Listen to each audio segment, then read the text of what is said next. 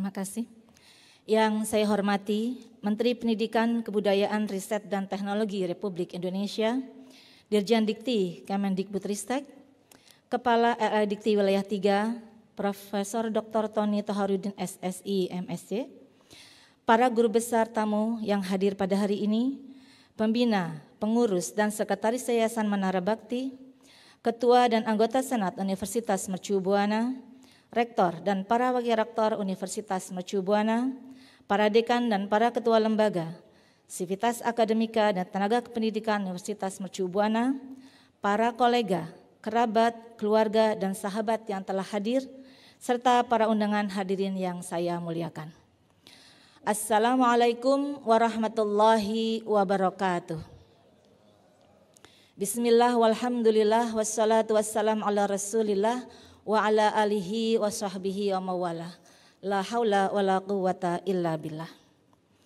Segala puji dan syukur kita panjatkan kehadirat Allah Subhanahu wa taala yang telah melimpahkan segala anugerah dan nikmatnya kepada kita semua, sehingga kita bisa hadir pada sidang senat terbuka Universitas Mercu Buana dalam rangka pengukuhan guru besar Universitas Mercu Buana.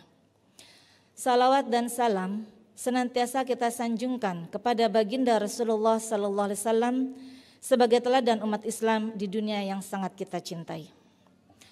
Pada kesempatan ini dengan segala kerendahan hati, saya mohon izin kepada para guru besar, guru-guru saya, senior, sejawat dan hadirin semua untuk dapat menyampaikan gagasan dan pemikiran saya tentang paradoks media sosial, pornografi dan kekerasan seksual di era digital. Hadirin yang saya muliakan, adanya media sosial memudahkan masyarakat untuk saling berkomunikasi atau bersosialisasi secara digital. Selain itu, masyarakat juga dengan mudah mendapatkan segala informasi yang dibutuhkannya. Menurut laporan survei status literasi digital tahun 2021 yang disusun oleh Kata Data Insight Center bersama Kementerian Komunikasi dan Informasi, mayoritas warga Indonesia lebih suka mencari informasi di media sosial ketimbang media lainnya. Pada tahun 2023, jumlah pengguna media sosial di Indonesia mencapai 167 juta orang. Meskipun terjadi penurunan sebesar 12,57% dibandingkan tahun sebelumnya, namun jumlah ini masih setara dengan 60,4% dari total populasi.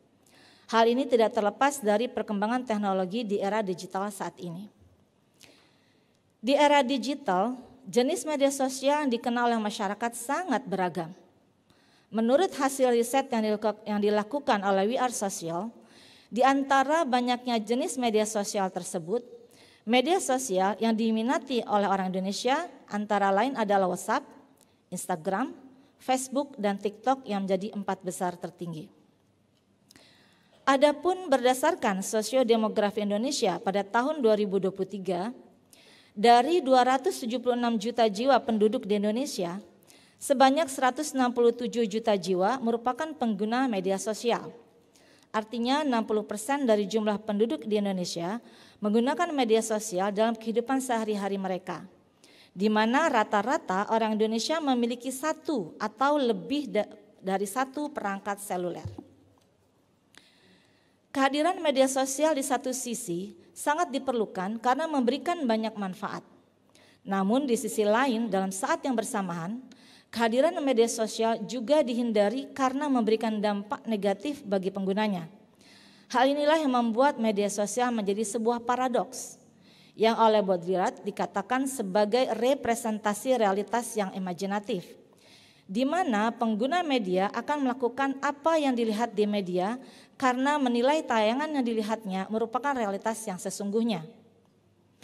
Menurut Janggi, data per November sampai Desember 2019 dan Maret sampai April 2020 memperlihatkan media sosial, terutama Twitter, disusul Filipina dan Portugal sebagai 3 besar.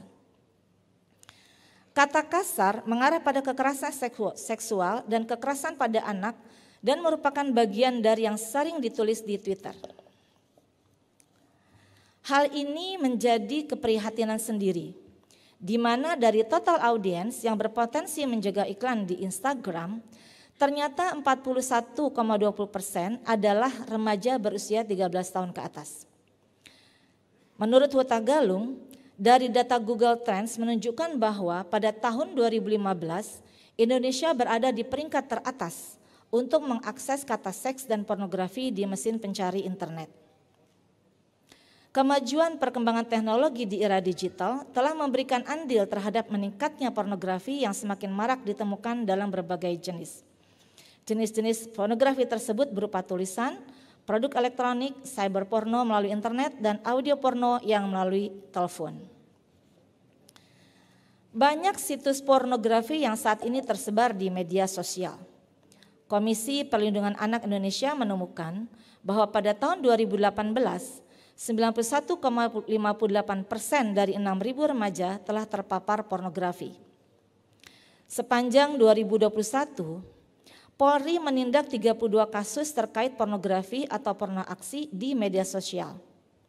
Polda Metro Jaya menindak paling banyak, yaitu 6 perkara. Data yang didapat dari Robin Napsal, Barreskrim Polri menunjukkan 10 kasus terkait kejahatan pornografi melalui media sosial yang ditangani oleh kepolisian. Kekerasan seksual bisa terjadi pada siapa saja, baik pria, wanita hingga anak-anak. Tindakan yang dapat memberikan dampak buruk pada korbannya ini juga bisa terjadi di mana saja, termasuk sekolah, kampus, tempat kerja hingga rumah. Hasil penelitian yang dilakukan oleh Kementerian Sosial pada tahun 2017 tentang kekerasan seksual terhadap anak menunjukkan bahwa 41% kekerasan seksual terjadi karena paparan pornografi. Selain dialami oleh anak dan remaja, kekerasan seksual juga banyak dialami oleh perempuan. Sejak tahun 2018 hingga 2022 telah terjadi peningkatan jumlah kasus kekerasan terhadap perempuan yang cukup signifikan. Ada kenaikan lebih dari 3 kali lipat jumlah kasus kekerasan terhadap perempuan pada tahun 2022 dibandingkan 4 tahun sebelumnya, yaitu pada tahun 2018 dari 4.371 kasus dari sebelumnya 1.234 kasus. Kasus kekerasan terhadap perempuan di media online juga semakin marak. Berdasarkan catatan tahunan Komnas Anti Kekerasan Terhadap Perempuan pada tahun 2021, tercatat adanya peningkatan yang cukup signifikan pada jumlah kasus kekerasan terhadap perempuan yang terjadi di dunia maya, yaitu 940 kasus pada tahun 2020 dan meningkat hampir 2 kali lipat menjadi 1.721 kasus pada tahun 2021. Setiap orang mempunyai proses pengaruh pornografi yang berbeda-beda. Ada yang kecil efeknya, tapi tidak sedikit pula yang besar efeknya, sehingga menimbulkan kejahatan seksual yang memicu melakukan tindakan kriminal seperti perkosaan, pencabulan, pelecehan seksual, sampai pada kekerasan seksual. Untuk itu, semua pihak harus serius dalam melakukan pencegahan dan penanganan kekerasan seksual, terutama di tempat kerja. Pihak Kementerian Tenaga Kerja telah menerbitkan Keputusan Menteri Tenaga Kerja Nomor 88 Tahun 2023 sebagai panduan bagi pengusaha atau pekerja, instansi pemerintah dan masyarakat umum dalam melakukan pencegahan dan penanganan seksual di tempat kerja. Mari sama-sama kita stop pornografi dan kekerasan seksual. Hadirin yang saya hormati, pencapaian guru besar merupakan proses panjang yang saya lalui sejak resmi menjadi dosen pada tahun 1998 di Universitas Profesor Dr. Mustopo Beragama. Semua ini diperoleh tentunya karena bimbingan dan kasih sayang Allah Subhanahu wa taala serta dukungan dan doa dari berbagai pihak yang telah diberikan dan curahkan kepada saya selama ini. Untuk itu, izinkan dalam kesempatan ini saya mengucapkan terima kasih yang tulus dan apresiasi yang setinggi-tingginya kepada berbagai pihak yang telah memberikan dukungan, bimbingan, perhatian, dan doa yang luar biasa. Perkenankan saya menyampaikan terima kasih kepada pemerintah Republik Indonesia melalui Menteri Pendidikan dan Kebudayaan, Bapak Nadiem Makarim BA, MBA, atas kepercayaan yang diberikan kepada saya dalam mengemban jabatan guru besar dalam bidang ilmu komunikasi. serta kepada Dirjen Pendidikan Tinggi, Riset dan Teknologi, Bapak Profesor Insinyur Nizam MSc DIC PhD beserta jajarannya. Terima kasih saya haturkan pula kepada Kepala Lembaga Pendidikan Tinggi Wilayah 3, Bapak Profesor Dr. Tony Taharudin SSI MSc beserta jajarannya. Selain itu, izinkan saya mengucapkan terima kasih kepada pendiri Yayasan Menara Bakti, almarhum Haji Probosi Tejo beserta seluruh keluarga, Rektor Universitas Mercu Buana, Profesor Dr. Insinyur Andi Andriansa M. Magister Engineering beserta jajarannya, Ketua Senat Universitas Mercu Buana, Profesor Dr. Insinyur Chandra Sasukari DIE beserta jajarannya, serta Dekan Fakultas Ilmu Komunikasi Universitas Mercu Buana, Profesor Dr. Ahmad Mulyana MSc beserta jajarannya. Dalam kesempatan ini izinkan saya juga mengucapkan terima kasih kepada Profesor Dr. Insinyur Aris Setianto Nugroho MM, Rektor Universitas Mercu Buana periode 2010-2018 yang telah menerima saya menjadi bagian dari keluarga besar Universitas Mercu Buana, serta telah memberikan kesempatan dan kepercayaan kepada saya untuk berkontribusi bagi kemajuan Universitas Mercu Buana sebagai Ketua Program Studi, Magister Ilmu Komunikasi, dan Wakil Kepala Badan Pengembangan Akademik. Ucapan terima kasih juga saya haturkan kepada Profesor Dr. Insinyur FM Soehartati SU, Guru Besar Fakultas Peternakan Universitas Jenderal Sudirman Purwokerto, yang telah berperan penting dalam perjalanan karir saya, beserta Profesor Dr. Insinyur Radana Surya Pratama MS. Ucapan terima kasih juga saya sampaikan kepada rekan-rekan yang berkontribusi dalam memberikan bantuan teknis dan administratif, terutama kepada tenaga kependidikan yang terlibat langsung selama proses kenaikan jenjang fungsional akademik saya. Selain itu, saya juga mengucapkan terima kasih kepada seluruh dosen saya selama menempuh jenjang pendidikan sarjana di Universitas Profesor Dr. Mustopo Beragama, khususnya kepada pembimbing skripsi saya, Bapak Dr. Andes Mariono Basuki MSI. Bapak terima kasih berkenan hadir, mohon aplausnya buat dosen pembimbing skripsi saya yang berkenan hadir hari ini. Terima kasih Pak. Juga kepada para dosen saya di Magister dan Doktoral Universitas Indonesia, khususnya pembimbing tesis saya almarhum Profesor Sasa Juarsa Sanjaya PhD dan Dr. Andes Edward Lukman ME, serta para promotor disertasi saya, Profesor Dr. Bakhtiar Ali ME dan Profesor Dr. Ilya R. Sunarwinadi MSI. Begitu juga kepada rekan-rekan seperjuangan selama menempuh kuliah sarjana di Universitas Profesor Dr. Mustopo, serta program magister dan doktoral di Universitas Mercu Buana, yang hari ini ada hadir Mbak Dian Budiargo. Terima kasih Mbak sudah berkenan hadir. Terima kasih juga saya sampaikan kepada seluruh dosen, tenaga kependidikan, serta para mahasiswa bimbingan saya di program sarjana dan program fakultas dan program magister Fakultas Ilmu Komunikasi Universitas Profesor Dr. Mustopo Beragama dan Universitas Mercu Buana yang telah memberi warna penuh dinamika untuk saling berbagi ilmu dan bertukar pengalaman. Ucapan terima kasih saya sampaikan juga kepada para rekan sejawat yang selalu berjuang bersama dalam mengembangkan ilmu komunikasi melalui wadah Asosiasi Pendidikan Tinggi Ilmu Komunikasi, baik di tingkat pusat maupun di wilayah Jabodetabek, yang hari ini ada hadir lengkap Ketua Umum Mas Bekti dan juga Sekjen Mbak Ana. Terima kasih kehadirannya serta jajaran Aspikom lainnya. Juga Mbak Anisti dan Mbak Linda Purnomo serta Mbak Mona. Yang mana juga kami sampaikan terima kasih kepada rekan-rekan dari Ikatan Sarjana Komunikasi Indonesia, ada Prof. Fajab dan juga Mbak Mona. Dalam kesempatan ini saya juga ingin mengucapkan terima kasih kepada para kiai, ibu nyai, dan guru-guru serta sahabat-sahabat saya di Pondok Pesantren dan Anyar Jombang, Jawa Timur yang telah memberi pondasi ilmu keagamaan dalam pembentukan jati diri saya. Begitu juga dengan sahabat-sahabat saya di Pondok Pesantren Asy-Syafi'iyah Jakarta. Pun tak lupa saya ucapkan terima kasih kepada seluruh teman-teman aktivis yang berada dalam keluarga besar Nahdlatul Ulama, mulai dari Ikatan Putri-Putri NU, Faitet NU, hingga Muslimat NU baik tingkat cabang maupun tingkat pusat.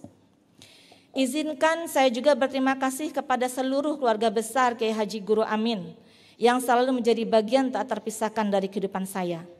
Juga kepada keluarga besar Kiai Haji Muhammad Umar yang selalu memberikan kesejukan persaudaraan tanpa pamrih, serta keluarga besar Muharram yang menanamkan rasa kebersamaan penuh kasih sayang, dan juga keluarga besar Haji Abdullah Ali Om Dudung yang selalu memberi teladan kebaikan dan kesantunan. Selain itu, izinkan pula saya berterima kasih kepada sahabat-sahabat saya yang tergabung dalam Badan Musyawarah atau Bamus Betawi, ada Bang Riano dan Mas Budi, dan Forum Bersama Indonesia ada Bang Arif dan Bang Munir, serta Lembaga Kebudayaan Betawi, keluarga besar PKK Susila Budi Dharma, Persaudaraan Setia Hati Terate, juga seluruh sahabat-sahabat saya dari Universitas Profesor Dr. Mustofa Beragama, para ibu-ibu mantan orang tua murid SDN 15 Jakarta, SMP Negeri 115 Jakarta, dan SMA Negeri 8 Jakarta, yang telah menjadi tempat saya belajar dan berbagi tentang kehidupan sosial dan berbagai hal di luar dunia akademik.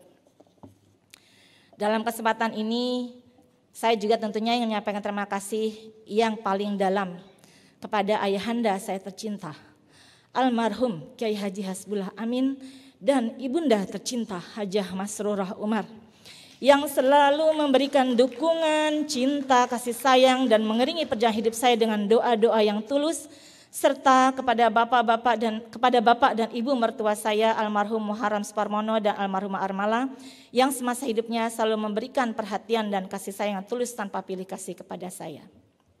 Terima kasih juga saya sampaikan kepada kakak dan adik-adik saya yang selalu memberikan dukungan dan perhatian luar biasa kepada saya. Pun tak lupa saya ucapkan terima kasih pada kakak dan adik ipar saya yang juga selalu mendukung dan penuh perhatian, serta semua keponakan dan cucu keponakan yang selalu memberikan kesejukan, perhatian, dan luar biasa. Dan selanjutnya ucapan terima kasih yang terdalam tentunya saya haturkan kepada suami saya tercinta, Arman Syah Muharram, STMTI, yang selama lebih dari 28 tahun pernikahan kami selalu penuh perhatian, pengertian, dan mendukung saya sejak saya mulai meniti karir sebagai dosen hingga saya berhasil mencapai gelar profesor saat ini. Kalau biasanya orang selalu mengatakan di belakang laki-laki sukses ada perempuan hebat, izinkan dalam kesempatan ini saya ingin menyampaikan di samping istri yang sukses ada suami yang hebat. Selain itu saya juga ingin menyampaikan terima kasih yang tulus dan tak terhingga kepada anak-anak saya yang luar biasa bagi saya, yaitu sulung saya Muhammad Arlis Sarjana Teknik dan bungsu saya Muhammad Putra, yang keduanya selalu menginspirasi dan memberikan dukungan kepada saya bahkan sejak mereka masih dalam kandungan. Saat saya menyelesaikan program sarjana, Bang Arlis selalu setia menemani dalam rahim saya yang ketika itu sudah masuk trimester ketiga. Begitu pula dengan Putra yang dengan sabar menemani dalam rahim saya ketika menyelesaikan studi magister. Sekali lagi, terima kasih Bang Ais dan Putra, Mama selalu bangga pada kalian. Semoga pencapaian yang telah Mama raih ini menjadi motivasi bagi kalian dan menimba ilmu ke jenjang yang lebih tinggi. Demikian pidato pembukaan ini saya sampaikan, mohon maaf atas segala kekurangan. Sebelum saya tutup, izinkan saya berpantun sedikit.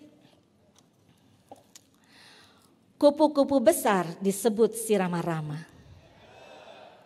Terbang tinggi bergerak ke depan. Para guru besar dan kita bersama-sama di perguruan tinggi menjaga peradaban.